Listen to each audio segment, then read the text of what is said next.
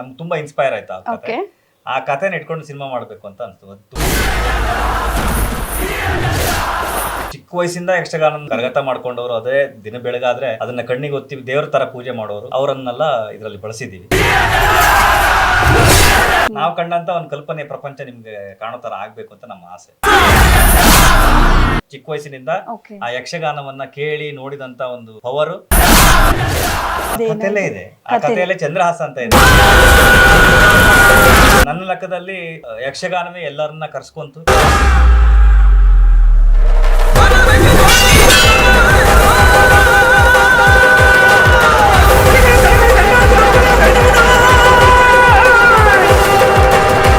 ಇಡೀ ಭಾರತೀಯ ಸಿನಿಮಾ ಚಿತ್ರರಂಗನೇ ತನ್ನ ಹುಟ್ಟೂರಿನ ಕಡೆ ತಿರುಗಿ ನೋಡಾಗ ಮಾಡಿದ್ದಾರೆ. ಯಾರದು? ಹೌದು, ಸಂಗೀತ ಲೋಕದ ಜಾದುಗಾರ ಅಂತ ಹೇಳ್ಬೋದು. ಹಾಗೆ ಮ್ಯೂಸಿಕ್ನಲ್ಲೇ ಮೋಡಿ ಮಾಡೋ ಮೋಡಿಗಾರ. ಯುವ ಮನಸ್ಸುಗಳನ್ನು ಹೇಗೆ ಸೆಳಿಬೇಕು ಅಂತ ಗೊತ್ತಿರೋ ಕಲೆಯನ್ನು ಕರಗತ ಮಾಡಿಕೊಂಡಿರೋಂಥ ಕಲೆಗಾರ. ಎಸ್, ಸಂಗೀತ ಲೋಕದ ಮಾಯಗಾರ, ಜಾದುಗಾರ, ನಮ್ಮ ಇಡೀ ಸಿನಿಮಾ ಚಿತ್ರರಂಗದಲ್ಲಿ ಸಂಗೀತದ ಮಾಂತ್ರಿಕ ಅಂತಲೇ ಸಿಕ್ಕಾಬಟ್ಟೆ ಫೇಮಸ್ ಆಗಿರುವಂತಹ ನಮ್ಮ ಕನ್ನಡ ಚಿತ್ರರಂಗದ ಮೊದಲಿಗ ಅಂತ ಹೇಳಬಹುದು.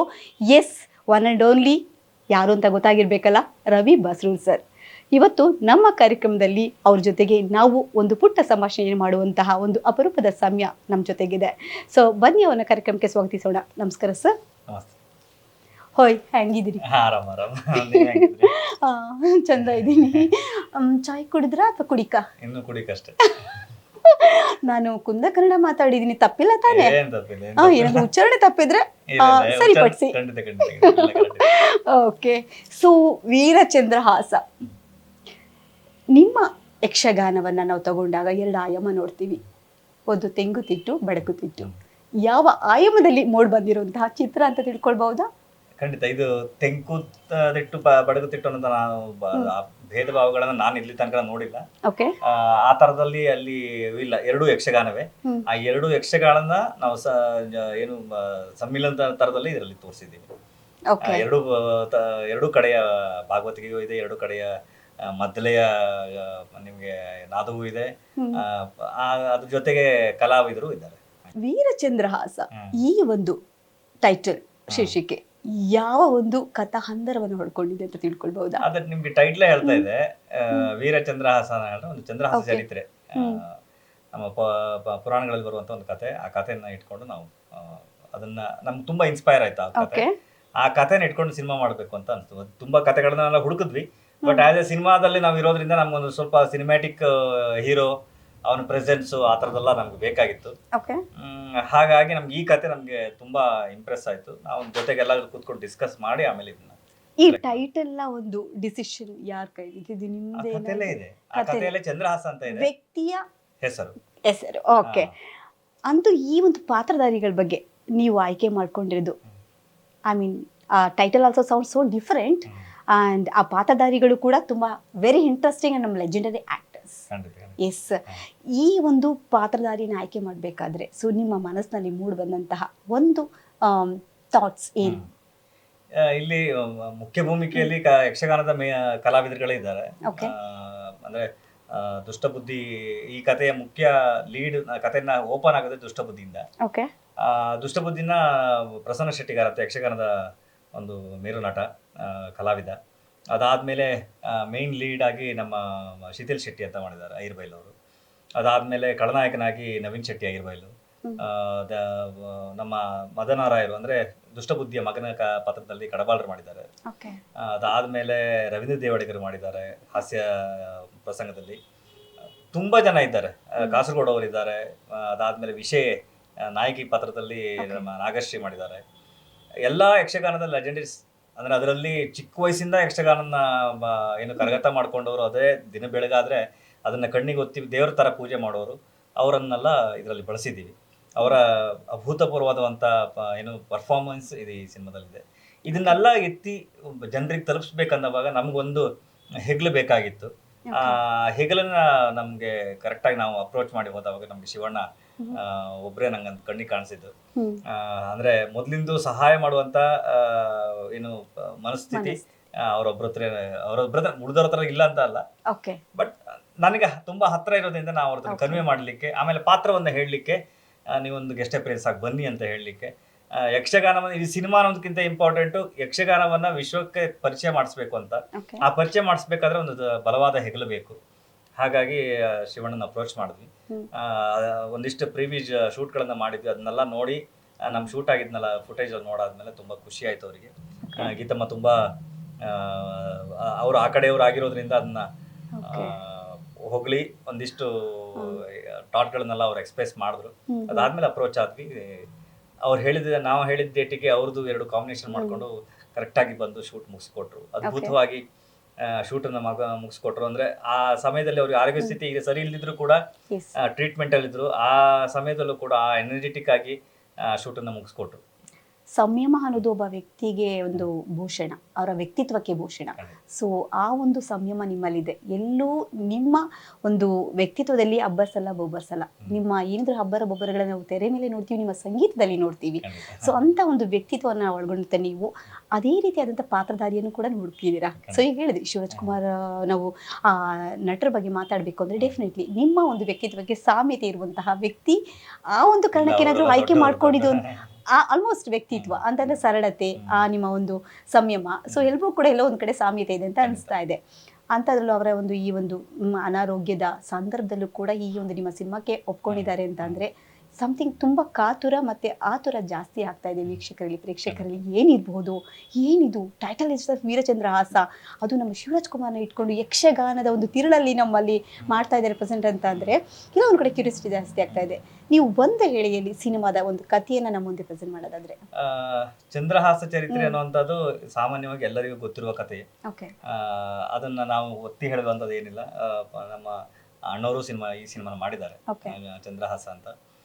ಇಲ್ಲಿ ವಿಶೇಷತೆ ಏನಂತ ಹೇಳಿದ್ರೆ, ಯಕ್ಷಗಾನದ ರೂಪಕದಲ್ಲಿ ನೀವು ಚಂದ್ರಹಾಸನ ಅದೇ ಹಿಸ್ಟ್ರಿ ಕಥೆಯನ್ನ ಒಂದಿಷ್ಟು ವಿಭಿನ್ನ ರೀತಿಯಲ್ಲಿ ನೀವು ನೋಡಿದ ಇಲ್ಲಿ ತನಕ ನೋಡಿರೋದ ಒಂದು ವಿಷನರಿ ಪಾಯಿಂಟ್. ಯಕ್ಷಗಾನವನ್ನು ನೀವು ನೋಡಿರ್ತೀರ, ಬಟ್ ಅದನ್ನ ಹತ್ತಿರದಿಂದ ನೋಡುವಂತ ಒಂದು ಇದು ನಿಮ್ಗೆ ಇಲ್ಲಿ ನೋಡಿರ್ಲಿಕ್ಕೆ ಸಾಧ್ಯ ಇಲ್ಲ. ಅದನ್ನ ತೋರಿಸ್ಬೇಕು ಜನರಿಗೆ. ನಾವು ಕಂಡಂತ ಒಂದು ಕಲ್ಪನೆ ಪ್ರಪಂಚ ನಿಮ್ಗೆ ಕಾಣೋ ತರ ಆಗ್ಬೇಕು ಅಂತ ನಮ್ಮ ಆಸೆ. ಓಕೆ, ಅಂದ್ರೆ ಈ ಚಿತ್ರದ ಕತೆ, ಸಂಭಾಷಣೆ, ಪರಿಕಲ್ಪನೆ ಎಲ್ಲವೂ ನಿಮ್ಮದೇ ನಿರ್ದೇಶನದಲ್ಲಿ ಮೂಡಿ ಬಂದಿರೋದು. ಆಗಿ ಮಾಡಿದೀರಾ ಅನ್ಸುತ್ತೆ. ಇಲ್ಲಿ ಅಂದ್ರೆ ಯಕ್ಷಗಾನ ಅನ್ನುವಂಥದ್ದು ಅದರದ್ದೇ ಆದಂತ ಗಟ್ಟಿತನ ಇದೆ. ಹೌದು. ಸೊ ಪಾತ್ರ ವರ್ಗದಲ್ಲಿ ಇಲ್ಲಿಗೆ ಬರೇ ಸ್ಕ್ರೀನ್ ಪ್ಲೇನ ವರ್ಕೌಟ್ ಮಾಡಿದ್ದೀನಿ. ಅದಾದ್ಮೇಲೆ ನಿರ್ದೇಶನ ಮಾಡಿದ್ದೀನಿ. ಮತ್ತೆಲ್ಲವೂ ಯಕ್ಷಗಾನದಲ್ಲಿ ಆಲ್ರೆಡಿ ಇರುವಂತದ್ದೇ. ಅದನ್ನ ನಾವು ಅವ್ರ ಜೊತೆ ಚರ್ಚೆ ಮಾಡಿ ಇನ್ನೂ ವಿಭಿನ್ನವಾಗಿ ಹೇಗೆ ಮಾಡಬಹುದು ಅದನ್ನ ಅವ್ರ ಜೊತೆ ಚರ್ಚೆ ಮಾಡಿ, ಇದರಲ್ಲಿ ಪಾತ್ರಧಾರಿಗಳ ಕಲಾವಿದರದ ಇನ್ಪುಟ್ ತುಂಬಾ ಇದೆ.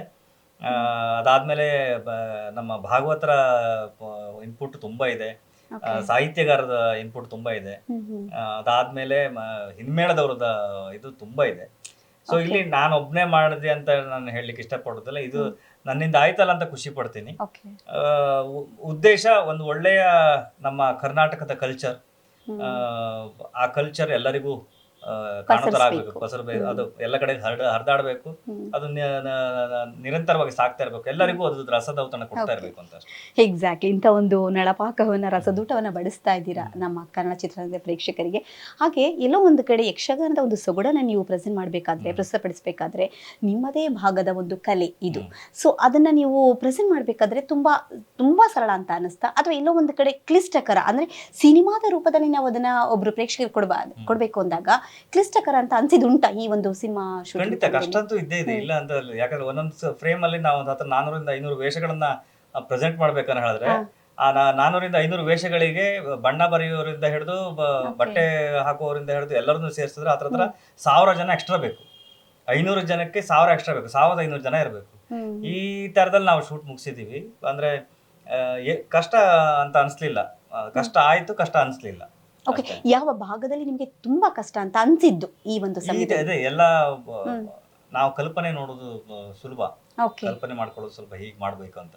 ಅದಕ್ಕೆ ಕಾರ್ಯರೂಪ ತರಲಿಕ್ಕೆ ಎಷ್ಟೋ ಜನರದ ಶ್ರಮ ಇರ್ತದೆ. ಅವರೆಲ್ಲರ ಶ್ರಮ ಕೂಡಿದವಾಗ ಮಾತ್ರ ಅದು ಸಕ್ಸಸ್ ಆಗ್ಲಿಕ್ಕೆ ಸಾಧ್ಯತೆ ಇದೆ. ಸಿನಿಮಾ ಶೂಟ್ ಮುಗ್ದಾಗ ಮೇಲೆ ನಮ್ಗೆ ಗೊತ್ತಿತ್ತು ಇದು ಸಕ್ಸಸ್ ಆಗಿದೆ ನಮ್ದು ಅಂತ. ಯಾಕಂದ್ರೆ ಯಾವ ದಿವಸವೂ ನಮ್ಗೆ ಡಿಲೇ ಆಗದಂಗೆ ನಾವ್ ಏನ್ ಅನ್ಕೊಂಡಿದೀವಿ ಅದನ್ನ ಅಚೀವ್ ಆಟೋಮೆಟಿಕ್ಲಿ ಆಗ್ತಿದೆ. ಇದು ನನ್ನ ಲೆಕ್ಕದಲ್ಲಿ ಯಕ್ಷಗಾನವೇ ಎಲ್ಲರನ್ನ ಕರ್ಸ್ಕೊಂತು, ಯಕ್ಷಗಾನವೇ ಎಲ್ಲರ ಹತ್ರ ಕೆಲಸ ಮಾಡಿಸ್ಕೊಂತು ಅಂತ ನಾನು ಅನ್ಕೊಂತೀನಿ. ಯಾಕಂದ್ರೆ Okay. ಅದೊಂದು ಒಂಥರ ದೈವಿಕ ಕಲೆ, ಅದು ಸಾಧ್ಯವೇ ಇಲ್ಲ.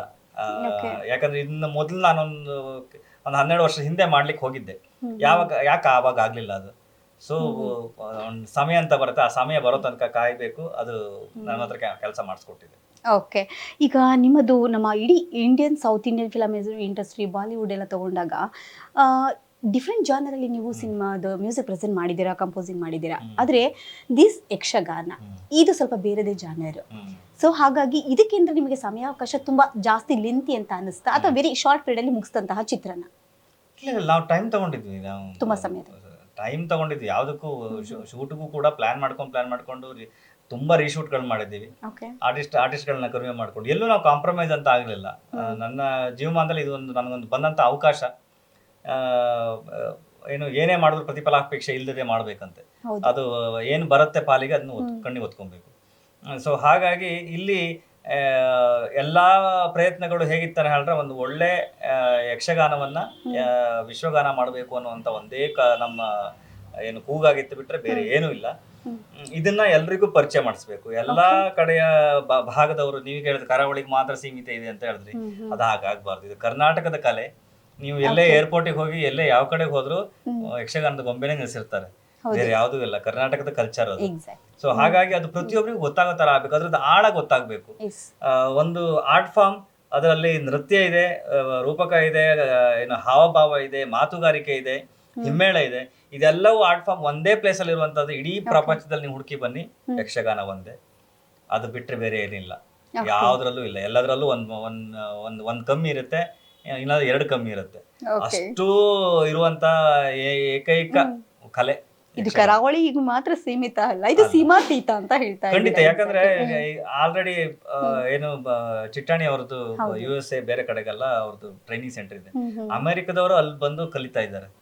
ಇನ್ನು ನಮ್ಮವರಿಗೆ ಗೊತ್ತಾಗಿಲ್ಲ ಅಂದ್ರೆ, ಅಮೆರಿಕದವ್ರು ಬಂದು ಅವ್ರು ಇದರಲ್ಲಿ ಕಲಿತಾ ಇದ್ದಾರೆ ಅಂತ ನಾನು ಕೇಳಲ್ಪಟ್ಟೆ. ಸೊ ನಮ್ಮಲ್ಲಿ ಈಗ ನಮ್ಮ ಕರಾವಳಿ ಭಾಗದಲ್ಲಿ ಇರೋದು, ಇಲ್ಲಿ ಬೆಂಗಳೂರಿನವರಿಗೆ ಯಕ್ಷಗಾನ ಏನಂತ ಗೊತ್ತಿಲ್ಲ ಹೇಳಿದ್ರೆ, ಇದು ಗೊತ್ತಾಗ್ಬೇಕಾಗಿದೆ ಅಂತ ಅರ್ಥ. ಗೊತ್ತಾಗ್ಬೇಕಾಗಿದೆ, ಅವ್ರಿಗೆ ತಿಳಿಸ್ಬೇಕಾಗಿದೆ. ಓಕೆ. ಅದರಲ್ಲೂ ಈಗ ಸಿನಿಮಾದಲ್ಲಿ ಫುಲ್ ಫ್ಲೆಡ್ಜ್ಡ್ ಆಗಿ ಪ್ರೆಸೆಂಟ್ ಮಾಡ್ತಾರಂತ ಒಂದು ಹೆಗ್ಗಳಿಗೆ ನಿಮ್ಗೆ ಸೇರ್ಬೇಕೀಗ. ಅದಕ್ಕಾಗಿ ಶ್ರಮ ಪಟ್ಟಂತ ಪ್ರತಿಯೊಬ್ಬರಿಗೂ ನಾವೆಲ್ಲೂ ನನ್ನ ನಿರ್ದೇಶನ ಅಂತ ನಾನು ಹೇಳಿದ್ರೆ, ನಮ್ಮ ಟೈಟ್ಲ್ ಇರೋದೇ Parishrama, Ravi Basaru and team. Yes, I just have seen that very different Parishrama. Because ಅಲ್ಲೆಲ್ಲೂ ಕೂಡ ಸೋಲೋ ಆಗಿ ನೀವು ಯಾವುದೂ ನಿಮ್ಮನ್ನ ಬಿಂಬಿಸ್ಕೊಳಕ್ಕೆ ಇಷ್ಟಪಡಲ್ಲ. ಈ ನಿಮಗೆ ಒಂದು ನಾವು ಟೈಟಲ್ ಕೊಡಬೇಕು ಅನ್ನೋದಾದ್ರೆ, ನಮ್ಮ ಸಿನಿಮಾದ ಮುದುಡಿದ ತಾವರೆ ಅರಳಿತ್ತು. ತಾವರೆ, ನೀವು ಫಸ್ಟೇ ಸಂಕೋಚ ಸ್ವಭಾವದವರು. ಸೊ ಎಲ್ಲೂ ಕೂಡ ಯಾವುದೇ ರೀತಿಯಾದಂಥ ಇಷ್ಟು ಸೂಪರ್ ಡೂಪರ್ ನಮ್ಮ ಸಿನಿಮಾ ಮ್ಯೂಸಿಕಲ್ಲಿ ಕೊಟ್ಟಿದ್ರು ಕೂಡ ಎಲ್ಲೂ ನೀವು ಅಷ್ಟೊಂದು ನಿಮ್ಮನ್ನು ನೀವು ಬಿಂಬಿಸ್ಕೊಳ್ಳೋಕ್ಕೆ ಹೊರಟಿಲ್ಲ. ಸೊ ಆದರೆ ಈ ಒಂದು ಚಿತ್ರದ ಮುಖೇನ ಮತ್ತೆ ನಮಗೆಲ್ಲೋ ಒಂದು ಕಡೆ ಮತ್ತೆ ಒಂದು ಪಲ್ಸ್ ತುಡಿತ ಜಾಸ್ತಿ ಆಗ್ತಾ ಇದೆ. So what will be there, ಏನಿರ್ಬೋದು ಸಿನಿಮಾ, ಅದರಲ್ಲೂ ಈ ಒಂದು ಕ್ಯಾರೆಕ್ಟರ್ಸ್ಗಳನ್ನ ಇಟ್ಕೊಂಡು ಮಾಡಿರೋಂಥ ಸಿನಿಮಾನ ಒಂದು ಕ್ಯೂರಿಯಾಸಿಟಿ ಡೇ ಬೈ ಡೇ ಜಾಸ್ತಿ ಆಗ್ತಾ ಇದೆ. ಯಾವಾಗ ನೀವು ತೆರೆ ಮೇಲೆ ತರಬೇಕು ಅಂತ ಪ್ಲಾನ್ ಮಾಡ್ಕೊಂಡಿದ್ದೀರಾ? ಇದು ಏಪ್ರಿಲ್ 18ಕ್ಕೆ ರಿಲೀಸ್ ಆಗ್ತಾ ಇದೆ ಕರ್ನಾಟಕ ರಾಜ್ಯಾದ್ಯಂತ. ಕನ್ನಡಿಗರು ಇದನ್ನ ಎಲ್ಲರೂ, ಇದು ಕರಾವಳಿಗೆ ಸೀಮಿತ ಅಲ್ಲ, ನಮ್ಮ ಕರ್ನಾಟಕದ ಕಲೆ, ಒಂದು ಗಂಡು ಮೆಟ್ಟಿನ ಕಲೆ, ಒಂದು ಅದ್ಭುತವಾದ ಆರ್ಟ್ ಫಾರ್ಮ್. ಇದನ್ನ ಎಲ್ಲರೂ ತಿಳಿಯುವಂತಾಗಬೇಕು. ಇದು ಪಠ್ಯ ಪುಸ್ತಕಗಳಲ್ಲಿ ಆಲ್ರೆಡಿ ಬಂದಿದೆ, ಇನ್ನೂ ಅದರ ಹೆಚ್ಚಿನ ಅಧ್ಯಯನಗಳು ನಡೀಬೇಕು. ಇದರ ಗಾಢತೆಯನ್ನ ಎಲ್ಲರೂ ಅರ್ಥ ಮಾಡ್ಕೊಳ್ಬೇಕು, ಇದರ ವೈಭವವನ್ನು ಅರ್ಥ ಮಾಡ್ಕೊಬೇಕು. ಅಷ್ಟು ವರ್ಷದ ಹಿಂದಿನ ಇತಿಹಾಸ ಇರುವಂತ ಯಕ್ಷಗಾನ ಇಲ್ಲಿ ತನಕವೂ ಅದರ ಗಟ್ಟಿತನವನ್ನು ಕಾಪಾಡ್ಕೊಂಡು ಬಂದಿದೆ ಅಂತ ಹೇಳಿದ್ರೆ ಅದರಲ್ಲಿ ಎಷ್ಟು ಸ್ಟ್ರೆಂತ್ ಇದೆ. ಆ ಸ್ಟ್ರೆಂತ್ ಏನು ಅಂತ ನಾವು ಅರ್ಥ ಮಾಡ್ಕೊಬೇಕು. ನಾನು ಇಷ್ಟು ಚಂದಾಗಿ ಮಾತಾಡ್ತಾ ಇದ್ದೀನಿ ಹೇಳಿದ್ರೆ ಜಸ್ಟ್ ಬಿಕಾಸ್ ಆಫ್ ಚಿಕ್ಕ ವಯಸ್ಸಿನಿಂದ ಆ ಯಕ್ಷಗಾನವನ್ನ ಕೇಳಿ ನೋಡಿದಂತ ಒಂದು ಏನು ಪವರು ನಮ್ಮ ಕರಾವಳಿ ಭಾಗದವ್ರು ಎಲ್ಲರಿಗೂ ಆ ಶಕ್ತಿ ಕೊಟ್ಟಿದೆ. ಇದು ಉಳಿದವ್ರಿಗೆ ಯಾಕೆ ಸಿಗಬಾರದು ಅಲ್ವೇ? ಸೊ ಮಾತಾಡುವಂತ ಕನ್ನಡವನ್ನ ಪರಿಶುದ್ಧವಾಗಿ ಮಾತಾಡುವಂತ ಒಂದು ಕಲೆ, 5 ರಿಂದ 6 ಗಂಟೆ ಕಾಲ ಒಂದು ಸ್ವಲ್ಪವೂ ಆಂಗ್ಲ ಪದವನ್ನು ಬಳಸದೆ ಅಷ್ಟು ಶುದ್ಧವಾಗಿ ಮಾತಾಡಿ ಅಷ್ಟು ಇನ್ಫಾರ್ಮೇಶನ್ಗಳ ತಲೆಮಾರುಗಳ ವಿಷಯಗಳನ್ನ ಹೇಳುವಂತ ತಾಕತ್ತು ಯಕ್ಷಗಾನದಲ್ಲಿದೆ. ನಾನು ಇಷ್ಟು ಹಾಡುಗಳನ್ನು ಬರೆದಿದ್ದೆ. ಅವರ ಸಾಹಿತ್ಯದ ಇದನ್ನ ನೋಡಿದವಾಗ ನನಗೆ ನಾವಿನ್ನೂ LKG ಇದ್ದೀವಂತ ಅನಿಸ್ತು. ಸೊ ಹಾಗಾಗಿ ಇದು ಗೊತ್ತಾಗಬೇಕು, ಪ್ರಪಂಚಕ್ಕೆ ಪರಿಚಯ ಆಗಬೇಕು, ಇದರ ವಿಷಯಗಳು ಹೊರಗಡೆ ಬರಬೇಕು, ಇದು ಉದ್ದೇಶ. ಅದಾದ್ಮೇಲೆ ನೀವು ಹೇಳಿದ್ರಿ ನಮ್ಮ ಏನಕ್ಕೆ ಈ ತರ ಮಾಡ್ತಾ ಇದ್ದೀವಿ ನಾವು ಅಂತ. ಸೊ ನನಗೆ ಗೊತ್ತಿದ್ದಂಗೆ ಏನ್ ನಾವು ನೇಮು ಫೇಮು ಎಲ್ಲ ನಾವು ಸಂಪಾದಿಸ್ತೀವಿ, ಇದು ಯಾವುದು ನಮ್ಗಲ್ಲ, ನಮ್ಮ ಮುಂದಿನ ಜನರೇಷನ್ಗೆ ನಾವು ಕೊಡುವಂತ ಒಂದು ಕಾಣಿಕೆ. ಈ ರೀತಿನೂ ನೀವು ಬದುಕಬಹುದು ಅಂತ. ಎಲ್ಲರೂ ಡಾಕ್ಟರ್ ಇಂಜಿನಿಯರ್ ಆಗ್ಬೇಕಂತ ಇಲ್ಲ, ಅಲ್ಲ ಅಥವಾ ಎಲ್ಲರೂ ಡಾಕ್ಟರ್ ಏನು ಸಿನಿಮಾ ಡೈರೆಕ್ಟರ್ ಆಗ್ಬೇಕಂತ ಇಲ್ಲ. ಅವ್ರವರಿಗೆ ತೋಚಿದ್ದು ಅವ್ರವರ ನಾಲೆಜಿಗೆ ಏನ್ ಕಾಣಿಸುತ್ತೆ ಅದು ಅವ್ರು ಆಗ್ಬೇಕು ಅಂತ. ಯಾಕಂದ್ರೆ ನಾ ಬಂದ ತಕ್ಷಣ ನಿಮ್ಮ ಲೈನ್ ನೋಡಿದಾಗಲೇ ತುಂಬಾ ಇಂಟ್ರೆಸ್ಟ್ ಆಯ್ತು. The name, fame and the path which we create are not meant for us. Exactly. ಯಾವತ್ತೂ ಕೂಡ ಒಂದು ಯಶಸ್ಸನ್ನ ಮತ್ತೆ ಸೋಲನ್ನ ನೀವು ಯಾರ ಪಾಲಿಗೆ ಸಮರ್ಪಿಸ್ತೀರಾ? ಒಂದು ಸಕ್ಸಸ್ ಬಂತು ಅಂತ ಅಂದಾಗ ಇದು ನನ್ನದೇ ಪಾಲು ಅಂತ ಹೇಳೋದಿಕ್ಕೆ ಇಷ್ಟಪಡ್ತೀರಾ? ಅಲ್ಲ, ಅಂತ ವ್ಯಕ್ತಿ ನೀವೆಲ್ಲ ಗೊತ್ತು. ಒಂದು ಸಿನಿಮಾಕ್ಕೆ ನಾವು ಸಂಬಂಧಪಟ್ಟಾಗಿ ಮಾತಾಡ್ಬೇಕು ಅಂದ್ರೆ ಜೀವನದಲ್ಲಿ ಸೋಲು ಗೆಲುವು ಕಾನ್ಸೆಪ್ಟೇ ಇಲ್ಲ. ಓಕೆ, ನನಗೆ ಗೊತ್ತಿದ್ದಂಗೆ ಸೋಲು ಗೆಲುವು ಕಾನ್ಸೆಪ್ಟ್ ಇರೋದು ಒಂದು, ಆಯ್ತಾ, ಒಂದು ಹುಟ್ಟು ಒಂದು ಸಾವು, ಆಯ್ತಾ, ಅದೇನು ಅದರ ಬಿಟ್ಟರೆ ಬೇರೆ ಏನು ಇಲ್ಲ. ಅದರ ಮಧ್ಯದಲ್ಲಿ ಇರುವಂತದ್ದು ಏನಿದೆಯಲ್ಲ ಅದರಲ್ಲಿ ಪ್ರತಿಫಲಾಪೇಕ್ಷೆ ಇಲ್ಲದೆ ಬದುಕಿ, ಆಯ್ತಾ, ಒಂದು ತಾಯಿ ತರ ಬದುಕಿ. ತಾಯಿ ಮಕ್ಕಳ ಹತ್ರ ಪ್ರತಿಫಲಾಪೇಕ್ಷೆಗೆ ಎಕ್ಸ್ಪೆಕ್ಟ್ ಮಾಡೋದಿಲ್ಲ ಯಾವಾಗ್ಲೂ, ಆಯ್ತಾ, ಏನೇ ಬಂದ್ರು ಮಕ್ಕಳಿಗೆ ಇರ್ಲಿ ಅಂತ. ನಮ್ಮ ಬದುಕು ಅದೇ ತರ ಇರ್ಬೇಕು. ನಮ್ಗೆ ಏನ್ ಅನ್ಸುತ್ತೆ ಅದನ್ನ ನಮ್ಗೆ ಕೊಡ್ಬೇಕು, ಅಲ್ಲಿಂದ ಏನ್ ರಿಟರ್ನ್ ಬರ್ಲಿಲ್ಲ ಅಂತ ಎಕ್ಸ್ಪೆಕ್ಟ್ ಮಾಡೋದು ತಪ್ಪು. ಅದನ್ನ ನೀವು ಸ್ಟಾಪ್ ಮಾಡಿ, ಎಕ್ಸ್ಪೆಕ್ಟ್ ಮಾಡೋದನ್ನ ಸ್ಟಾಪ್ ಮಾಡಿ ಬದುಕು ತುಂಬಾ ಚೆನ್ನಾಗಿರುತ್ತೆ. ಅಂದ್ರೆ ಭಗವದ್ಗೀತೆನ ತುಂಬಾ ಸರಿ ಓದಿದೀರಾ, ಕೇಳಿದೀರಾ, ಮನನ ಮಾಡ್ಕೊಂಡಿದ್ದೀರಾ ಅಂತ ನಾನು ಅಂದ್ಕೊಳ್ತೀನಿ ನಿಮ್ಮ ಮಾತುಗಳಲ್ಲಿ. ಅದು ಓದೋದ್ ಎಕ್ಸ್ಪೀರಿಯನ್ಸ್ ಒಂದು ಆಂಗಲ್ ಆದ್ರೆ ಬದುಕಿನ ಎಕ್ಸ್ಪೀರಿಯನ್ಸ್ ಬೇರೆ ಇರುತ್ತೆ. ಇದೇ ಪಕ್ಕದಲ್ಲಿ ಇರೋ ನೀವು ಬರ್ತಾ ಗೋವಿಂದರಾಜ್ ನಗರ ಬರ್ತೀರಿ, ಇವತ್ತಿಗೂ ಪ್ರತಿ ಸಲ ಹೋಗ್ತಾ ನೋಡ್ತೀನಿ ನಾನು ಮಲಗಿದ ಜಾಗಗಳು, ಪಬ್ಲಿಕ್ ಟಾಯ್ಲೆಟ್ಗಳು, ಅದೇ ಟೆಂಪಲ್ಗಳು, ಆ ಟೆಂಪಲ್ ಚಿತ್ರಾನ್ನ ತಿಂದಿದ್ದ ಜಾಗ, ಇವೆಲ್ಲ ಈ ಹೆಣ್ಣಲ್ಲ, ಇವೆಲ್ಲ ದಾಟಿ ಬಂದಿದ್ದಕ್ಕೋಸ್ಕರ ನನ್ಗೆ ಗೊತ್ತು ಎಲ್ಲಿಂದ ಬಂದಿದ್ದೀನಿ ಅಂತ. ಸೊ ಹಾಗಾಗಿ ನನ್ನನ್ನು ನಾನು ಅರ್ಥ ಮಾಡ್ಕೊಂಡಿದ್ದೀನಿ. ಸೊ ಬದುಕು ಪ್ರತಿಫಲಾಪೇಕ್ಷೆ ಇಲ್ಲದೆ ನೀವು ಜರ್ನಿ ಮಾಡಿದ್ರೆ ಎಲ್ಲದೂ ಆಗುತ್ತೆ. ಒಂದು ಮಾತು ಕೇಳಲೇಬೇಕಿದ್ರಲ್ಲಿ, ಅಂದ್ರೆ ಪ್ರತಿಯೊಬ್ಬ ವ್ಯಕ್ತಿಯು ಕೂಡ ಈ ಬಡತನ ಮತ್ತು ಕಷ್ಟಗಳು ಅನ್ನೋದು ಹೇಗೆ ಅಂತಂದ್ರೆ ಹಠಕ್ಕೆ ಬೀಳೋಂಗೆ ಮಾಡುತ್ತಂತೆ. ಸಾಧನೆ ಮಾಡಬೇಕು, ನಾನು ಈ ಸಾಧನೆಯಿಂದನೇ ಎದ್ದೇಳಬೇಕು ಅನ್ನೋ ಒಂದು ಆ ತುಡಿತ ಜಾಸ್ತಿ ಆಗತ್ತೆ. ಅಂತಹ ಒಂದು ನಿಮ್ಮ ಜೀವನದ ನಿದರ್ಶನ ಯಾವತ್ತಾದ್ರೂ ಅತ್ತಿದುಂಟಾ ರವಿ ಬಸ್ರೂರು? ಈ ಜೀವನ ಸಾಕಪ್ಪ, ನನಗೆ ಸೋಲನೆ ನಾನು ನೋಡಿದ್ದೀನಿ ಅನ್ನಿಸಿದುಂಟಾ? ಅದು ಎಲ್ಲ ನಾನೊಬ್ಬ ಅಲ್ಲ, ಏನು ಸಾಧನೆಯ ಹಾದಿ ಹಿಡ್ಕೊಂಡು ಹೋದಂತ ಪ್ರತಿಯೊಬ್ಬ ವ್ಯಕ್ತಿಯು ಅತ್ತಿದ್ದಾನೆ, ಪ್ರತಿಯೊಬ್ಬ ವ್ಯಕ್ತಿಯು ಸಂಕಟ ಪಟ್ಟಿದ್ದಾನೆ, ಎಲ್ಲದೂ ಆಗಿರುತ್ತೆ. ಅದು ಇಲ್ಲ, ಜೀವನದ ಪಾರ್ಟ್ ಅಲ್ಲ ಅವಲ್ಲ. ಅದು ಹೆಂಗಂದ್ರೆ ನಮ್ ಜರ್ನಿಯಲ್ಲಿ ಬರ್ತಾ ಇರುವಂತದ್ದು. ಮರ ಎತ್ತು ಹಿಂಗ್ ಮೇಲೆ ಹೋಗ್ಬೇಕಾದ್ರೆ ಕೊಂಬೆಗಳು ಬೆಳಿತಾ ಇರ್ಬೇಕು, ಕೊಂಬೆಗಳು ಉದುರು ಹೋಗ್ತಾ ಇರ್ಬೇಕು. ಆಗ ಮೊದ್ಲಿನ ಕೊಂಬೆಗಳು ಇರಕ್ ಸಾಧ್ಯ ಇಲ್ಲ, ಮೇಲೆ ಹೋಗ್ತಾ ಇದ್ದಂಗೆ ಉದುರು ಹೋಗ್ತಾ ಇರುತ್ತೆ. ಅವೆಲ್ಲ ಕಷ್ಟಗಳು ಅಷ್ಟೇ. ಅದು ಹೋಗ್ತಿದ್ದೆ ಮೇಲೆ ಚಿಗುರ್ತಾ ಇರುತ್ತೆ. ಸೊ ಯಾವಾಗ ಆ ಚಿಗುರು ಮಾತ್ರ ನೋಡ್ಬೇಕು ನಾವು. ಉಳಿದ ಭಾಗಗಳನ್ನ ಅದನ್ನ ಎಣಿಸಿ ಕೊರಗಲೂಬಾರ್ದು, ಅದ್ರ ಬಗ್ಗೆ ತಲೆ, ಅದು part, it's A part, life is one part ಅಷ್ಟೇ. ಅಂದ್ರೆ ಹಿಂದೆ ತಿರುಗಿ ನೋಡಬಾರ್ದು ಅನ್ನೋದು ನಿಮ್ಮ ಒಂದು ಅಂದ್ರೆ ಈ ಸೋಲನ್ನ ನಾವು ತಿರುಗಿ ನೋಡ್ಬೇಕಾಗುತ್ತಾ ಬೇಡ ಅಂತ ಅನ್ಸುತ್ತೆ ನಿಮ್ಗೆ? ಸೋಲ್ ಅಂತ ಏನಕ್ಕೆ ಅನ್ಕೊಂತೀರಾ? ನೀವು ಪಾಯಿಂಟ್ ಔಟ್ ಮಾಡಿ ಎರಡನೇ ಹೇಳ್ತಾ ಇದ್ದೀನಿ. ನಾನು ಹೇಳ್ತೇವೆ ಸೋಲ್ ಅಂತ ನೋಡ್ಲೇಬೇಡಿ ಅಂತ ಹೇಳ್ತಾ ಇರೋದು, ಆಯ್ತಾ. ತಾಯಿ ಹಡ್ದು ನಮ್ಮನ್ನ ಸಾಕ್ತಾಳೆ, ಅದಾದ್ಮೇಲೆ ನೀವು ಅವ್ರ ಕಡೆ ತಿರ್ಗಿ ನೋಡಲ್ಲ ಅಂತ ಅನ್ಕೊಳ್ಳಿ, ಎಕ್ಸ್ಪೆಕ್ಟ್ ಮಾಡ್ತಾರ ಅವರು? ಖಂಡಿತ. ಅಷ್ಟೇ ಜೀವನ, ಆ ತರ ಬದುಕಿ ಅಂತ ಹೇಳ್ತಿರೋದು. ಇಡೀ ಪ್ರಪಂಚದಲ್ಲಿ ಹುಡುಕದ್ರಂತೆ ಏನೋ ಇದಕ್ಕೆ ತ್ಯಾಗಕ್ಕೆ ಒಂದು ಯಾವ್ದಾದ್ರು ಒಂದು ಮಾಡೆಲ್ ಇದೆಯಾ ಅಂತ, ಸಿಕ್ಕಿದ್ ಒಂದೇ ತಾಯಿ. ಸೊ ಹಾಗಾಗಿ ಅದ್ರ ಮುಂದೆ ಏನಿಲ್ಲ, ಆ ತರ ಬದುಕದ್ ನೋಡಿ ಅಂತ ಹೇಳ್ತೀನಿ ಅಷ್ಟೇ. ಟ್ರೈ ಮಾಡಿ, ಬದುಕಕ್ ಆಗುತ್ತೋ ಇಲ್ಲ ಗೊತ್ತಿಲ್ಲ, ಪ್ರಯತ್ನ ಮಾಡಿ. ಆದ್ರೂ ಒಂದ್ ಕಡೆ ತ್ಯಾಗಮಯಿ ಅಂತ ಹೇಳ್ಬೇಕಾ, ಉದಾರತೆ ಅಂತ ಹೇಳ್ಬೇಕಾ ಗೊತ್ತಿಲ್ಲ. ನಿಮ್ಮ ಮಾತುಗಳಲ್ಲಿ ಒಂದು ಪ್ರಶ್ನೆ ಕೇಳಬೇಕು ಅನ್ಸುತ್ತೆ. ಕೆಲವೊಬ್ರು ಅಂದ್ರೆ ನಾವು ಬೇರೆಯವರಿಂದ ಏನು ಪ್ರತಿಫಲ ಅಪೇಕ್ಷೆಗಳನ್ನ ಮಾಡಬಾರ್ದು, ನಾವೇನು ಕೊಡ್ತೀವೋ ದಟ್ ಇಸ್ ವೆರಿ ಇಂಪಾರ್ಟೆಂಟ್ ಅಷ್ಟೇ ಅನ್ನೋದು ನಿಮ್ಮ ಒಂದು ತತ್ವ. ಅದು ನೀವು ಸಿದ್ಧಾಂತವನ್ನ ನೀವು ಅದನ್ನೇ ಕಾಪಾಡ್ಕೊಂಡು ಬಂದಿದ್ದೀರಾ. ಕೆಲವೊಬ್ರುಗಳು ಒಂದು ಯಾರಿಂದ ನಾವು ಹೆಲ್ಪ್ ತಗೊಂಡಾಗ ಅದನ್ನ ಆದಷ್ಟು ಬೇಗ ಮರೆಯೋದುಂಟು, ಅಥವಾ ಎಲ್ಲೋ ಒಂದು ಸಂದರ್ಭ ಸನ್ನಿವೇಶ ಬಂದಾಗ ನೆನಪು ಮಾಡಿಕೊಂಡು ಅದನ್ನ ಅಲ್ಲೇ ಬಿಡೋದು ಉಂಟು. ಆದ್ರೆ ನಿಮ್ಮ ಒಂದು ವಿಷಯದಲ್ಲಿ ಅದು ಹಾಗಾಗಿಲ್ಲ. ನಿಮ್ಮ ಹೆಸರೇ ಒಂದ್ ರೀತಿ ತುಂಬಾ ಡಿಫ್ರೆಂಟ್ ಆಗಿದೆ, ರವಿ ಬಸ್ರೂರ್. ಇಲ್ಲಿ ಎಷ್ಟೋ ಜನಕ್ಕೆ, ಇಡೀ ಜಗತ್ತಿಗೆ ಉಗ್ರ ಮುಖಾಂತರ ನೀವು ಪರಿಚಿತರಾಗಿದ್ದೀರಾ, ರವಿ ಬಸ್ರೂರ್ ಅಂತ ಗೊತ್ತು. ಆದ್ರೆ ಆ ಹೆಸರಿನ ಹಿಂದಿರುವಂತ ಹಿನ್ನೆಲೆ ಎಷ್ಟೋ ಜನಕ್ಕೆ ಇಂದಿಗೂ ಗೊತ್ತಿಲ್ಲ ಅಂತ ನಾನ್ ಭಾವಿಸ್ತೀನಿ.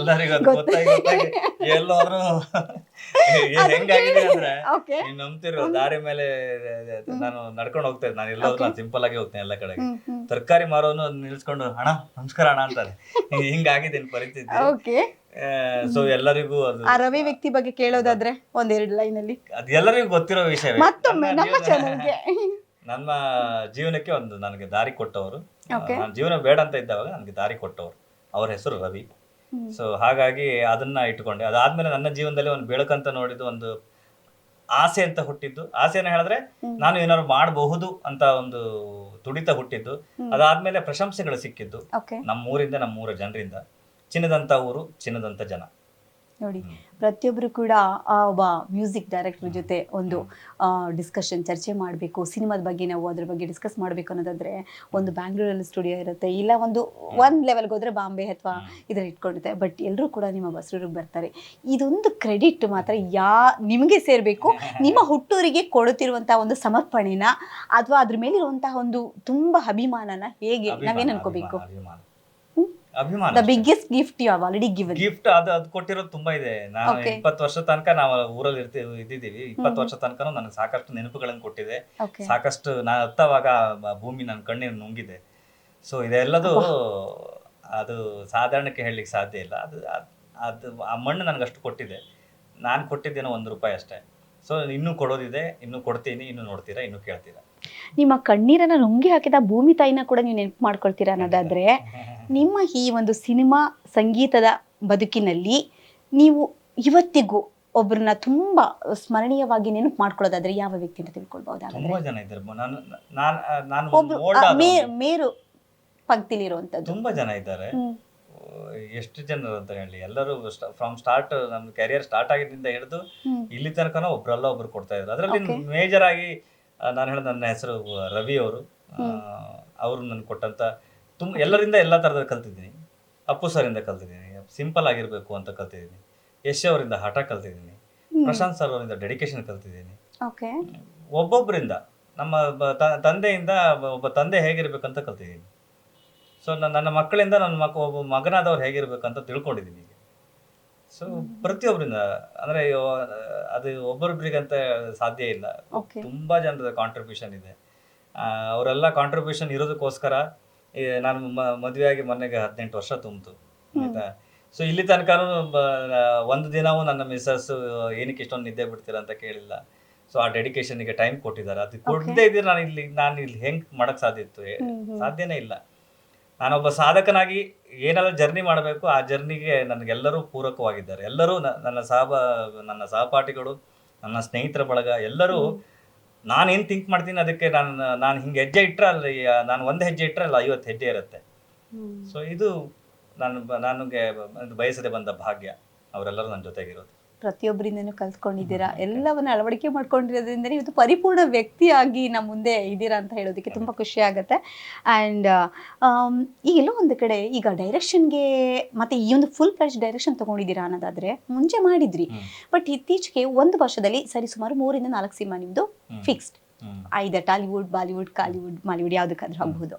ಆದರೆ ಈ 4 ಸಿನಿಮಾಗಳಿಗೆ ಮ್ಯೂಸಿಕ್ ಕಂಪೋಸಿಂಗ್ ಮಾಡೋದಕ್ಕೆ ಸಿಕ್ಕಾಬಿಟ್ಟೆ ಟೈಮ್ ಬೇಕು. ಅಂಥದ್ರಲ್ಲಿ ರವಿ ಬಸ್ರು ಅವರು ಫುಲ್ ಡೈರೆಕ್ಷನ್ ಮಾಡ್ತಾ ಇದ್ದಾರಲ್ಲ, ಅಷ್ಟೊಂದು ಟೈಮ್ ಇದೆಯಾ ಅವ್ರ ಹತ್ರ? ಫ್ರೀ ಇದ್ದಾರಾ ಅನ್ನೋ ಒಂದು ಪ್ರಶ್ನೆ ಬರುತ್ತಲ್ಲ. ನಿಮ್ಗೆ ಮನಸ್ಸಿದ್ರೆ ಮಾರ್ಗ.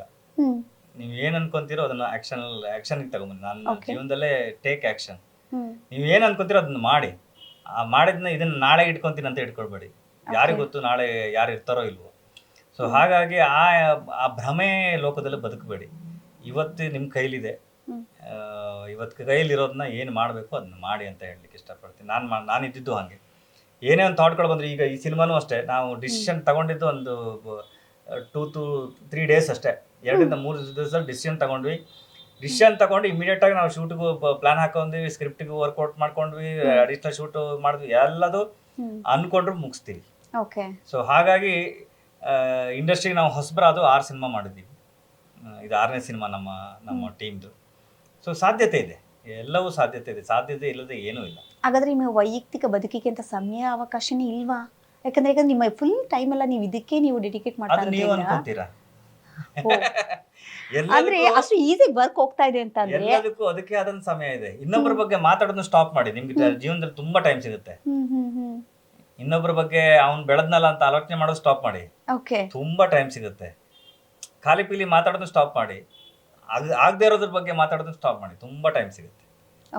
ಇನ್ನ ಜೂನಿಯರ್ ಎನ್‌ಟಿಆರ್ ಮತ್ತೆ ನಮ್ಮ ಪ್ರಶಾಂತ್ ಸರ್ ಅವರ ಕಾಂಬಿನೇಷನ್ ಸಿನಿಮಾ ರೆಡಿ ಡೈರೆಕ್ಷನ್ ಇದಾಗ್ತಿದೆ. ಯಾವಾಗ ನಾವು ನಿರೀಕ್ಷೆ ಮಾಡ್ಬೋದು ಅದನ್ನ? ಅದು ಅವ್ರ ಹತ್ರ ಕೇಳಬೇಕು.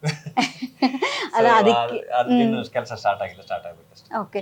ನಿಮ್ಮ ಒಂದು ಧ್ವನಿಯಲ್ಲಿ ಸಿಕ್ಕಾಪಟ್ಟೆ ಸಾಂಗ್ಸ್ಗಳು ಬಂದಿದೆ, ಅದರಲ್ಲೂ ಚೋಳ ಚೋಳ ಸಾಂಗ್ ಅಂತೂ ತುಂಬ ಇದಾಗಿದೆ. ಸೊ ಒಂದು 2 ಸಾಲು ನಮಗೋಸ್ಕರ ಅದನ್ನ ನೆನಪಿಲ್ಲ ಖಂಡಿತವಾಗ್ಲೂ. ಸ್ಟಾರ್ಟ್ ಮಾಡಿದ್ರ ತಗೊಳ್ಳೋಣ ಗೂಗಲಲ್ಲಿ, ಆಡ್ತೀರಾ ನಮಗೋಸ್ಕರ? ಈಗ ನೆನಪಿಲ್ಲ ಅದ್ರದ್ದು. ಲಿರಿಕ್ಸ್ ಕೊಡೋಣ, ಯಾಕಂದ್ರೆ ಅದು AR ರೆಹಮಾನ್ ಇಲ್ಲ, ಅವರ ಇದ್ರಲ್ಲಿ ತುಂಬಾ ಹೈ ಮಾಡಿದಂಥದ್ದು. ಪಿಚ್ ಅಲ್ಲಿರೋ ಹಾಡು ಅದು. ನಾನು ಪಿಚ್ ಅಲ್ಲಿರುವಂತ ಹಾಡು, ಸ್ವಲ್ಪ ಕಷ್ಟ ಆಗುತ್ತೆ ಹಾಡೋದಕ್ಕೆ. ಓಕೆ, ಇನ್ನು ನಮ್ಮ ಬಾಲಿವುಡ್ ಅಲ್ಲಿ ನಮ್ಮ ಬಾಕ್ಸ್ ಆಫೀಸ್ ಸುಲ್ತಾನ, ಅಲ್ಲಿದು ಸಲ್ಮಾನ್ ಖಾನ್ ಜೊತೆ ಅಂತಿಮ್ ಮೂವಿ ಮಾಡಿದ್ರಿ. ಸೊ ಹೇಗಿತ್ತು ಎಕ್ಸ್ಪೀರಿಯನ್ಸ್ ಅದು? ಅದೊಂದು ಬೇರೆ ಎಕ್ಸ್ಪೀರಿಯನ್ಸ್. ಅಲ್ಲಿ ಹೋದಂತ ಕ್ಷಣಗಳೇ ಒಂಥರ ನನ್ನ ಜೀವನದಲ್ಲಿ ಸ್ವಲ್ಪ ಹೊಸ್ತು. ಅದಾದ್ಮೇಲೆ ಅವ್ರು ಕೊಟ್ಟಂತ ರೆಸ್ಪೆಕ್ಟ್ಗಳು ಅದನ್ನ ಮರಿಲಿಕ್ಕೆ ಸಾಧ್ಯ ಇಲ್ಲ. ಅಂತ ಲೆಜೆಂಡರೀಸ್ಗಳು ಇಷ್ಟು ಡೌನ್ ಟು ಅರ್ತ್ ಇದ್ದು ನಮ್ಗೆ ಕೊಡುವಂತ ರೆಸ್ಪೆಕ್ಟ್ಗಳು ನೋಡಿದಾಗ ತುಂಬಾ ಖುಷಿ ಆಗುತ್ತೆ. ಒಬ್ಬ ಟೆಕ್ನಿಷಿಯನ್ಗೆ ಇಷ್ಟೊಂದು ಮರ್ಯಾದೆ ಸಿಗುತ್ತಲ್ಲ ಅಂತ ಖುಷಿ ಆಯ್ತು. ಓಕೆ, ಇದುವರೆಗೂ ಒಂದು 6 ಅವಾರ್ಡ್ಸ್ ಇದೆ, 2 ಸೈಮಾ ಫಿಲಮ್ ಫೇರ್ ಮತ್ತೆ ಒಂದು ಕರ್ನಾಟಕ ಸ್ಟೇಟ್ ಫಿಲಮ್ ಅವಾರ್ಡ್ಸ್ ಇದೆ. ಸೊ ಇಷ್ಟು ಅವಾರ್ಡ್ಸ್ಗಳು ಬಂದ ನಂತರವೂ ಕೂಡ ಎಲ್ಲೋ ಒಂದು ಕಡೆ ರವಿ ಬಸ್ರವ್ರಿಗೆ ಏನಾದರೂ ಮತ್ತೊಂದು ಮೆಟ್ಟಿಲು ಹತ್ಬೇಕು ಅಂತ ಅನ್ಸಿದ್ಯಾ? ಅದನ್ನ ತನ್ನ ಪಾಲಿಗೆ ಪಡ್ಕೊಳ್ಬೇಕು ಅನ್ನೋ ಒಂದು ತುಡಿತ ಏನಾದರೂ ಇನ್ನೂ ಬಾಕಿ ಇದೆ ಅಂತ ಅನ್ಸ್ತಾ ಇದೆಯಾ? ಎಕ್ಸ್ಪೆಕ್ಟೇಷನ್ಸ್ ಇಲ್ಲ, ಏನು ಬರುತ್ತೆ ಪಾಲಿಗೆ, ನಾನು ಯಾರು ನಂಬಿ ಬರ್ತಾರೆ ಅವ್ರಿಗೆ ಸರ್ವಿಸ್ ಕೊಡಬೇಕು, ಮುಂದೆ ಹೋಗ್ಬೇಕು, ಇಷ್ಟೇ. ಯಾವ ಎಕ್ಸ್ಪೆಕ್ಟೇಷನ್ಸ್ಗಳು ಎಕ್ಸ್ಪೆಕ್ಟೇಷನ್ ಇದ್ದಿದ್ರೆ ನಿಮ್ಮ ಎಲ್ಲ ಇನ್ಸ್ಟಾಗ್ರಾಮಲ್ಲಿ ಹಿಂಗೆ ಗೊತ್ತಿ ನಿಮ್ಗೆ ಡೈಲಿ ಒಂದೊಂದು ಪೋಸ್ಟ್ ಆಗ್ತಾ ಇದೆ. ಹೌದು, ನೀವು ಸಾಮಾಜಿಕ ಜಾಲತಾಣದಲ್ಲಿ ಅಷ್ಟೊಂದು ಸೋಷಿಯಲ್ ಮೀಡಿಯಾದಲ್ಲಿ ಇಲ್ಲ. 3 ವರ್ಷದಿಂದ ನಾನು ಆ ದಿಕ್ಕಿಗಿಲ್ಲ. ನನ್ಗೆ ಗೊತ್ತು ನನ್ನ ಜೀವನದಲ್ಲಿ ಅದು ಅತ್ಯಮೂಲ್ಯವಾದಂಥ ಸಮಯ ಬೇಕು.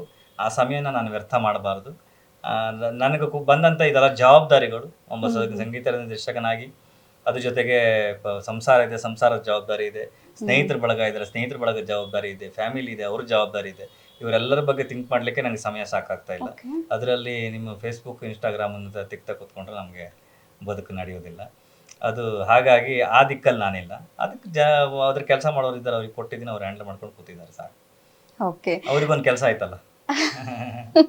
ಅಂದ್ರೆ ಹಾಗಾದ್ರೆ ನಿಮ್ಮ ಒಂದು ಕಲ್ಪನೆಯಲ್ಲಿ ಇವತ್ತಿನ ಸಾಮಾಜಿಕ ಜಾಲತಾಣ ಸಿಕ್ಕಾಪಟ್ಟೆ ಸದ್ ಮಾಡುತ್ತೆ, ಹಾಗಾಗಿ ಇದರಲ್ಲೇ ಬದುಕನ್ನ ಕಟ್ಕೊಂಡಿರೋರು ಇದ್ದಾರೆ, ಕಟ್ಕೊಳ್ಳೋದಕ್ಕೆ ಪ್ರಯತ್ನವನ್ನ ಪಡ್ತಿರೋರು ಇದ್ದಾರೆ.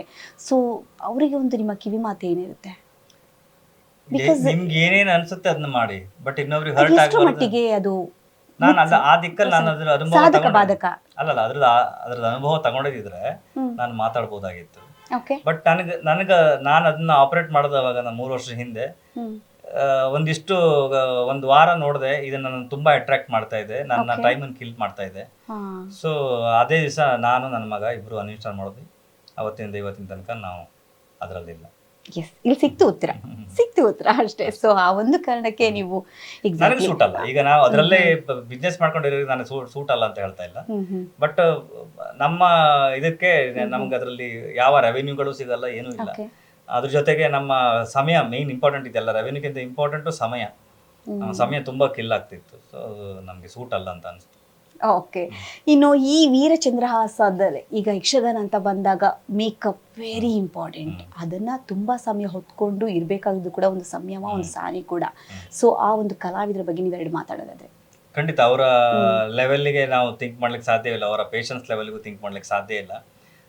ಒಂದು ವೇಷ ಹಾಕಿ 5 ರಿಂದ 6 ಗಂಟೆ ಕಾಲ ಅವರು ಇರ್ತಾರೆ ಅಂತ ಹೇಳಿದ್ರೆ ಅದು ಅಷ್ಟು ವರ್ಷದ ಎಕ್ಸ್ಪೀರಿಯನ್ಸ್ ಒಂದೇ ಸಾಧ್ಯತೆ, ಮತ್ತಿಲ್ಲಾಂದ್ರೆ ಸಾಧ್ಯ ಇಲ್ಲ.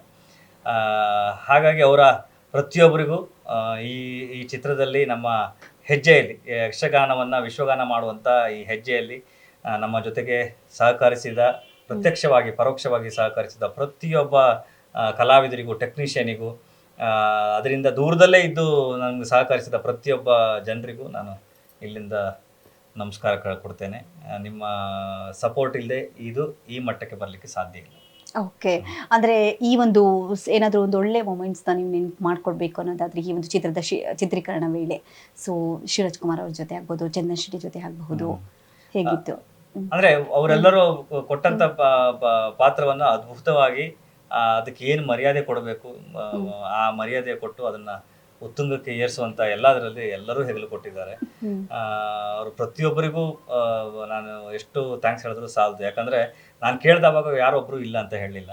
ನಾನು ಮೊದಲಿಗೆ ಯಾರ ಹತ್ರ ಕೇಳಲಿಕ್ಕೆ ಹೋಗೋದಿಲ್ಲ, ಕೇಳ್ದವಾಗ ಯಾರು ಇಲ್ಲ ಅಂದಿಲ್ಲ. ಅದೊಂದು ತುಂಬ ಖುಷಿ. ಅದಾದಮೇಲೆ ಹೊಂಬಾಳೆ ಸಂಸ್ಥೆ ವಿಜಯ್ ಸರ್ ನನ್ನ ಇಷ್ಟಕ್ಕೆ ಸಿನಿಮಾ ಬಜೆಟ್ ಹಾಕಿದ್ದೀನಿ, ಈ ಥರ ಒಂದು ಸ್ವಲ್ಪ ಇದನ್ನು ರಿಕವರಿ ಪಾಯಿಂಟೇ ಗೊತ್ತಾಗ್ತಾ ಇಲ್ಲ ನನಗೆ. ಬಟ್ ಇದು ರಿಕವರಿ ಪಾಯಿಂಟಿಂದ ಇಂಪಾರ್ಟೆಂಟು ಸಂಸ್ಕೃತಿ ನಮ್ಮ ಕಲೆ ಹೊರಗಡೆ ಪರಿಚಯ ಆಗಬೇಕು ಸರ್, ನೀವೊಂದು ಹೆಲ್ಪ್ ಮಾಡಿ ಅಂತ. ಅವಾಗ ಹಿಂದೆ ಮುಂದೆ ನೋಡಿದೆ, ಅಂದರೆ ಯಾವ ಇನ್ನೊಂದು ಸೆಕೆಂಡ್ ಥಾಟ್ ಮಾತಾಡಿದೆ ನನಗೆ, ನಾನು ಮಾಡ್ಕೊಡ್ತೀನಿ ಅಂತ ಹೇಳಿದ್ರು. ನೀವು ಕಲೆ ಬಗ್ಗೆ ಮಾತಾಡಿದ್ರಿ, ಕರಾವಳಿ ಕಲೆ ಎಲ್ಲರಿಗೂ ಪರಿಚಯ ಆಗಬೇಕು ಅಂತ ಮಾತಾಡಿದ್ರಿ, ಖಂಡಿತ ನಾನು ನಿಮ್ಮ ಜೊತೆ ಇರ್ತೀನಿ ಅಂತ ಹೇಳಿದ್ರು. ನನಗೆ ಇದೆಲ್ಲದಕ್ಕೂ ಒಂದು ಮಾರ್ಗದರ್ಶನ ಕೊಟ್ಟು ಈ ಥರ ಹಿಂಗೆ ಮಾಡ್ಬೋದು, ಹಿಂಗೆ ಮಾಡಿ ಅಂತ ಹೇಳಿ ಪ್ರಶಾಂತ್ ಸರ್ ಹೇಳಿದ್ರು. ತುಂಬ ಜನ ಇದ್ದಾರೆ. ನಾನು ಹೇಳಿದ್ರೆ ಇನ್ನು ಇದು ನನ್ನೊಬ್ಬರಿಂದ ಆಯಿತು ಅಂತ ನಾನು ಹೇಳಲಿಕ್ಕೆ ಸಾಧ್ಯವಿಲ್ಲ. ಇದೆಲ್ಲ ಅಂತ ಯಾವುದು ನನ್ನೊಬ್ಬನಿಂದ ಆಗ್ಲಿಕ್ಕೆ ಸಾಧ್ಯ ಇಲ್ಲ. ಎಲ್ಲವೂ ಇನ್ನೊಂದು ಕಡೆಯಿಂದ, ಇನ್ನೊಬ್ಬ ವ್ಯಕ್ತಿಯಿಂದ, ಇನ್ನೊಬ್ಬರ ಆಶೀರ್ವಾದದಿಂದ ಬಂದಂಥ ಕೊಡುಗೆ ನನಗೆ. ನನ್ನ ಭಾಗ್ಯ ಇದು. ಯಕ್ಷಗಾನವನ್ನು ಎಲ್ಲರಿಗೂ ತೋರಿಸುವಂಥ ಒಂದು ವೇದಿಕೆ ನನಗೆ ಸಿಕ್ತು ಅಂತ. ಓಕೆ. ಸೊ ಇಂಥ ಒಂದು ಅಪರೂಪದ ಕಲೆಯನ್ನು ಬಿಂಬಿಸುವಂತಹ, ಜನರಿಗೆ ಅದನ್ನು ಪಸರಿಸುವಂತಹ ಒಂದು ಅತ್ಯದ್ಭುತ ಚಿತ್ರವನ್ನು ನೀವು ನಮ್ಗೆ ಕೊಡ್ತಾ ಇದ್ದೀರಾ. ಸೊ ಅದಕ್ಕೆ ನಾವು ನಿಮಗೆ ಚಿರಋಣಿ ಅಂತ ನಾನು ಹೇಳೋದಕ್ಕೆ ಇಷ್ಟಪಡ್ತೀನಿ. ಕೊನೆಯದಾಗಿ ಕೇಳಲೇಬೇಕು, ನಿಮ್ಮ ನಗುವಿನ ಹಿಂದಿರುವಂಥ ಸೀಕ್ರೆಟ್. ಸದಾ ಹಸನ್ಮುಖಿ ಆಗಿರ್ತೀರಾ, ನಗು ತುಂಬಾ ನಗು ಒಂದು ಸೀಕ್ರೆಟ್ ಇರ್ಬೇಕಲ್ಲ, ಅದಕ್ಕೊಂದು ಕಾರಣ ಇರ್ಬೇಕಲ್ಲ. ಸೀಕ್ರೆಟ್ ಏನಿಲ್ಲ, ನೀವು ಅದು ಹೆಂಗೆ ಹೇಳೋದು, ಹೇಳಕತ್ತೆ ಐತಲ್ಲ. ಅಂದ್ರೆ ಅತ್ತೇನ್ ಮಾಡೋದಿದೆ. ಸೊ ಈಗ ಒಂದು ಬಾಟಲ್ ನಿಮ್ ಕೈ ಕೊಡ್ತೀನಿ, ಇದನ್ನ ನೋವು ಅಂತ ಅನ್ಕೊಳ್ಳಿ, ಎಷ್ಟೊತ್ತು ಇಟ್ಕೊಂತೀರಾ? ಕೆಳಗಿಡಿ ಅಷ್ಟೇ, ಇಡೀ ಮುಗ್ದೋಯ್ತು. ಅಂದ್ರೆ ಈ ಅಳೋದು ಭಾರ ಜಾಸ್ತಿ, ನಗು ಅನ್ನೋದು ತುಂಬಾನೇ ಹಗುರ ಅಂತ ಅನ್ಸತ್ತಾ? ಯಾಕಂದ್ರೆ ಅದನ್ನ ನೋಡ್ದವಾಗ ಉಳಿದವರೆಲ್ಲರೂ ನಗ್ತಾರೆ. ಅಲ್ಲ, ಇಷ್ಟು ಕೆಲಸದ ಒತ್ತಡದಲ್ಲಿ, ಸೊ ಇಷ್ಟೊಂದು ಜವಾಬ್ದಾರಿಗಳು ಒಬ್ಬ ಮನುಷ್ಯನ ಮೇಲೆ ಇರ್ಬೇಕಾದ್ರೆ, ಸೊ ಇದೆಲ್ಲ ಸನ್ನಿವೇಶದಲ್ಲೂ ಸಾಂದರ್ಭಿಕಗಳಲ್ಲೂ ಕೂಡ ನೀವು ಸಿಕ್ಕಾಬಿಟ್ಟೆ ಹಸನ್ಮುಖಿ ಆಗಿರ್ತೀರಾ. ಎಲ್ಲೂ ಕೂಡ ಯಾರ ಮೇಲೂ ರೇಗಾಡಲ್ಲ ಸೆಟ್ಟಲ್ಲಿ ಅನ್ನೋದಾಗ್ಬೋದು. ಕೆಲಸದ ವಿಷಯ ಬಂದಾಗ ಅಷ್ಟೇ ತುಂಬಾ ಕೂಲ್ ಆಗಿ ತೆಗೆದುಕೊಳ್ಳುವಂತಹ ಒಂದು ಮನಸ್ಥಿತಿ ನಿಮ್ಮಲ್ಲಿ ಇದೆ ಅಂತ ನಾನು ಕೇಳ್ಪಟ್ಟಿರೋದ್ರಿಂದ ಈ ಒಂದು ಪ್ರಶ್ನೆ ನಾನು ನಿಮ್ಮನ್ನ ಕೇಳಿದ್ದು. ಯಾವುದಕ್ಕೂ ಅಂಟಬೇಡಿ, ನಾನು ಹೇಳ್ತಾ ಇರೋದು ಎಲ್ಲಿಗೂ ಅಂಟಿ ಇರಬೇಡಿ. ಓಕೆ. ಸೊ ಇಲ್ಲಿ ಎಲ್ಲರೂ ಬಂದು ಸೇರಿದ್ದೀವಿ ಅಷ್ಟೇ, ಈ ಪ್ರಪಂಚದಲ್ಲಿ ನಾವೆಲ್ಲರೂ ಬಂದು ಸೇರ್ಕೊಂಡಿದ್ದೀವಿ. ಸೊ ಇಲ್ಲಿ ಯಾರಿಗೂ ಅಂಟಬೇಕಂತ ಇಲ್ಲ. ಇನ್ನೊಬ್ರಿಗೆ ನೋವು ಮಾಡಬೇಡಿ, ಇನ್ನೊಬ್ರಿಗೆ ಹರ್ಟ್ ಮಾಡಬೇಡಿ. ನಿಮ್ಮ ಏನು ಕೆಲಸ ಇದೆ ನೀವು ಮಾಡಿ, ನಿಮ್ಮ ಜವಾಬ್ದಾರಿ ಅಂತ ಮಾಡಿ. ಪ್ರತಿಫಲಾಪೇಕ್ಷೆ ಜಾಸ್ತಿ ಎಣಿಸಬೇಡಿ. ಪ್ರತಿಫಲಾಪೇಕ್ಷೆ ಇರಬಾರ್ದು ಅಂತಲ್ಲ. ಸೊ ಅದು ಹರ್ಟ್ ಮಾಡುತ್ತೆ, ನಮ್ಗೆ ಹರ್ಟ್ ಮಾಡುತ್ತೆ.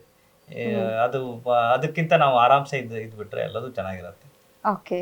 ಸಂಗೀತಮಯದ ಬದುಕಿನಲ್ಲಿ ಹೊಸ ಹೊಸ ಆಯಾಮಗಳನ್ನ ಜನರ ಮುಂದೆ ಪ್ರೆಸೆಂಟ್ ಮಾಡುವಂತಹ ಒಂದು ನೀವು ಕಲೆಗಾರರು ನೀವು. ಸೊ ಇನ್ನ ಮುಂದಿನ ನೆಕ್ಸ್ಟ್ ಇದರಲ್ಲಿ ನಾವು ಏನನ್ನ ನಿಮ್ಮಿಂದ ನಿರೀಕ್ಷೆ ಮಾಡಬಹುದು? ಮತ್ತೇನ ಚಿತ್ರದಲ್ಲಿ, ಸಂಗೀತದ ಒಂದು ಇದರಲ್ಲಿ ಆಗ್ಬಹುದು, ನಿರ್ದೇಶನದಲ್ಲಿ ಆಗ್ಬಹುದು, ವಾಟ್ ನೆಕ್ಸ್ಟ್? ಏನ್ ಪ್ಲಾನ್ಸ್ಗಳು, ನಿಮ್ಮ ಸಿದ್ಧತೆಗಳು ನಡೀತಾ ಇದೆ? ಪ್ಲಾನೇ ಇಲ್ಲ, ನಾನು ಯಾವುದನ್ನು ಪ್ಲಾನ್ ಮಾಡಿ ಮುಂದೋಗಲ್ಲ.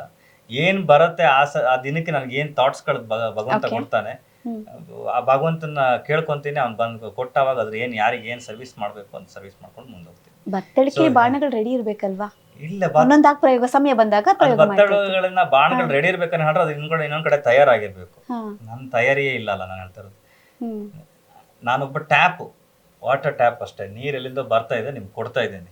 ಬರೋರು ನೀರ್ ಹಿಡ್ಕೊಂಡು ಹೋಗ್ತಾ ಇದ್ದಾರೆ. ಮೂಲ ಹುಡುಕ್ಬಾರ್ದು ಅಂತ ಹೇಳ್ತಾ ಇದ್ದೀನಿ. ಎಲ್ಲದು ಒಂದು ಹೋಟ್ಲು, ಒಂದು 50 ಕಡೆ ಹೋಟ್ಲ್ ಆಗುತ್ತೆ.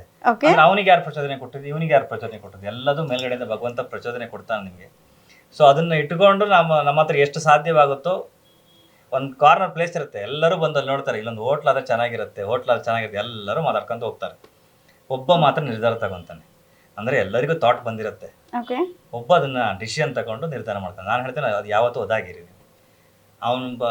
ಕೆಲವು ಹೋಟ್ಲ್ಗಳು ನೋಡ್ತೀರಾ, ಪ್ರತಿ ಸಲವೂ ಆಗುತ್ತೆ, ಓಪನ್ ಆಗುತ್ತೆ, ನಿಲ್ಲತ್ತೆ.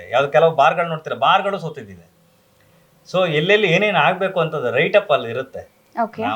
ನಾವು ಜಸ್ಟ್ ರೂವಾರಿಗಳಷ್ಟೇ.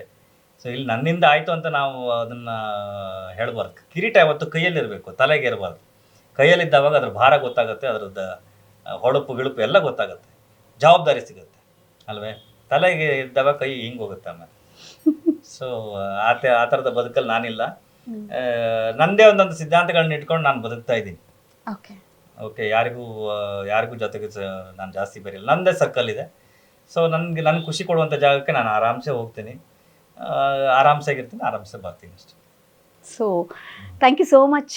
ನಿಮ್ಮ ಮನದಾಳದ ಮಾತುಗಳು ನಮ್ಮ ಜೊತೆಗೆ ತುಂಬ ಸರಳವಾಗಿ ಸೊ ತುಂಬಾ ಪರಿಪೂರ್ಣತೆಯಿಂದ ಕೂಡಿದಂಥ ಈ ಒಂದು ಸಂದರ್ಶನ ಅಂತ ನಮ್ಗೆ ಅನಿಸ್ತಾ ಇದೆ. ಸೊ ನಮ್ಮ ಒಂದು ಪ್ರಶ್ನೆಯಲ್ಲಿ ನಿಮ್ಗೆ ಏನಾದ್ರೂ ಮನಸ್ಸಿಗೆ ನೋವಾಗಿದ್ರೆ ಕ್ಷಮೆ ಇರಲಿ ಅಂತ ಕೇಳ್ತಾ, ನಿಮ್ಮ ಸಿನಿಮಾ ಖಂಡಿತ ನಮ್ಮ ಕನ್ನಡ ಚಿತ್ರರಂಗದ ಪ್ರೇಕ್ಷಕರನ್ನ ಖಂಡಿತವಾಗಿಯೂ ಸೆಳೆಯುತ್ತೆ, ಹಾಗೂ ಈ ಒಂದು ನಮ್ಮ ಚಿತ್ರರಂಗದಲ್ಲಿ ಯಾವಾಗಲೂ ಅಚ್ಚಳಿಯದೆ ಹಾಗೆ ಒಂದು ಮೈಲಿಗಲ್ಲಾಗಿ ನಿಲ್ಲುತ್ತೆ ಅನ್ನೋ ಒಂದು ಭರವಸೆ ನಮ್ಮಿಂದ ಕೂಡ ಇದೆ ಅಂತ ಹೇಳ್ತಾ, ಆಲ್ ದ ಬೆಸ್ಟ್. ಆ್ಯಂಡ್ ನಿಮ್ಮ ಸಿನಿಮಾಗಳ ನಿರೀಕ್ಷೆಯಲ್ಲಿ ನಾವು ಕೂಡ ಇರ್ತೀವಿ. ಧನ್ಯವಾದ. Thank you. ನಿಮ್ಮ ಎಲ್ಲ ವೀಕ್ಷಕರಿಗೂ ಇದೊಂದು ವೀರಚಂದ್ರಹಾಸ ನಮ್ಮ ಕರ್ನಾಟಕದ ಯಕ್ಷಗಾನ ಕಲೆ, ಒಂದು ಗಂಡು ಮೆಟ್ಟಿನ ಕಲೆ. ಈ ಕಲೆ ಎಲ್ಲರಿಗೂ ಪರಿಚಯ ಆಗಬೇಕು, ಎಲ್ಲರಿಗೂ ಇದರ ಬಗ್ಗೆ ತಿಳಿವಳಿಕೆ ಬರಬೇಕು ಅಂತ ನಮ್ಮ ಉದ್ದೇಶ. ಇದು ಸಿನಿಮಾ ಅಂತ ನೀವು ನೋಡುವ ದೃಷ್ಟಿಕೋನಕ್ಕಿಂತ ಒಂದು ಕರ್ನಾಟಕದ ಕಲೆ ನಾವೆಲ್ಲರೂ ನೋಡಬೇಕು, ನಾವೆಲ್ಲರೂ ಇಡೀ ಪ್ರಪಂಚಕ್ಕೆ ಇದನ್ನು ಪಡಿಸ್ಬೇಕು ಅನ್ನುವಂಥ ದಿಕ್ಕಲ್ಲಿ ಇದನ್ನು ನೋಡಿ ಯಕ್ಷಗಾನಕ್ಕೂ ನಿಮ್ಮ ಬೆಂಬಲ ಇರಲಿ. ಅದ್ಭುತವಾದ ಕಲೆ, ಸಾವಿರಾರು ವರ್ಷಗಳ ಇತಿಹಾಸ ಇರುವಂಥ ಯಕ್ಷಗಾನ ಕಲೆಗೆ ನಿಮ್ಮ ಬೆಂಬಲ ಇರಲಿ. ಅದು ಇನ್ನೂ 1000 ವರ್ಷಕ್ಕೆ, ಇನ್ನೂ ಲಕ್ಷಗಟ್ಟಲೆ ವರ್ಷಕ್ಕೆ ಅದು ಸಾಗಲಿ ಅಂತ ನಾನು ಹೇಳಲಿಕ್ಕೆ ಇಷ್ಟಪಡ್ತೀನಿ. ಖಂಡಿತ ಇದೇ ಏಪ್ರಿಲ್ 18ನೇ ತಾರೀಕು ಸಿನಿಮಾ ರಿಲೀಸ್ ಆಗ್ತಾ ಇದೆ. ನಿಮ್ಮ ಹತ್ತಿರದ ಚಿತ್ರಮಂದಿರಕ್ಕೆ ಹೋಗಿ ಸಿನಿಮಾವನ್ನು ನೋಡಿ ಅಂತ ಹೇಳಲಿಕ್ಕೆ ಇಷ್ಟಪಡ್ತೀನಿ. ಧನ್ಯವಾದ.